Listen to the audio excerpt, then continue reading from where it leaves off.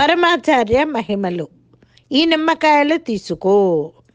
నడిచే దైవం పరమాచార్య స్వామివారు.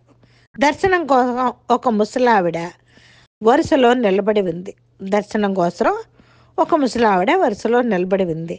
ఆమె తెల్లచీర కట్టుకుని మెడలో రుద్రాక్షమాలలు స్ఫటికమాలలు ధరించింది. నిదుటను విభూతి రేఖలు పెట్టుకొని తన వంతు రాగానే అత్యంత భక్తి వినమ్రతతో మహాస్వామి వారికి నమస్కరించింది. స్వామివారు ఆవిడని చూసిన తర్వాత అక్కడ ఉన్న పరిచారకుడిని పిలిచి వెంటనే మఠం వద్ద గదిలోకి వెళ్ళి 100 నిమ్మకాయలు తీసుకున్నా అని చెప్పగా అతను వెళ్ళి తీసుకుని వచ్చాడు.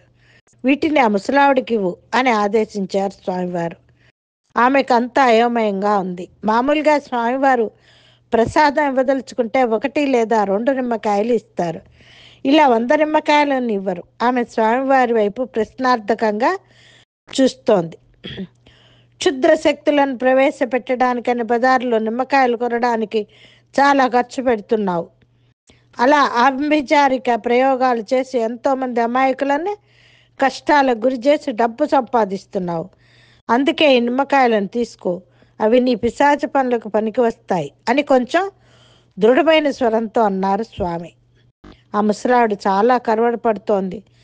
తను రహస్యంగా చేసే పనులు స్వామివారికి ఎలా తెలిసాయో అర్థం కాక చేసిన తప్పుకు పశ్చాత్తాపడుతూ కళ్ళనీరు పెట్టుకుంటోంది.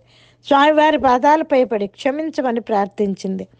తను ఇక ఈ ప్రయోగాలు చెయ్యనని, కర్తవ్యం సెలవివ్వమని వేడుకుంది. ఒక గోవు చెవులో ఈ మంత్రాలన్నిటినీ చెప్పి ఇక వాటిని శాశ్వతంగా మరిచిపో. మళ్ళా జీవితంలో ఎప్పుడు ఈ చేతబడి ప్రయోగాలు చేయాలని అనుకోవద్దు. ఇది ధన సంపాదనకు ఒక మార్గంగా భావించకు. మిగిలిన జీవితం భగవన్నామాన్ని జపిస్తూ గడుపు. ఇది చాలు, నిన్ను ఉద్ధరిస్తుంది అని ఆదేశించారు. ఆమె ఆశీర్వదించి విభూతిని ప్రసాదంగా ఇచ్చారు. ఇక నుండి నేను ఇటువంటి పనులు చేయను, నా జీవితాన్ని మార్చుకుంటాను అని జీవిత పర్యంతం నిరంతరం రామనామాన్ని జపిస్తూ గడిపింది. అపార కరుణా సింధుం జ్ఞానదం శాంతరూపిణం శ్రీచంద్రశేఖర గురుం ప్రణమామి ముదావహం. సర్వే జనా సుఖినో భవంతు.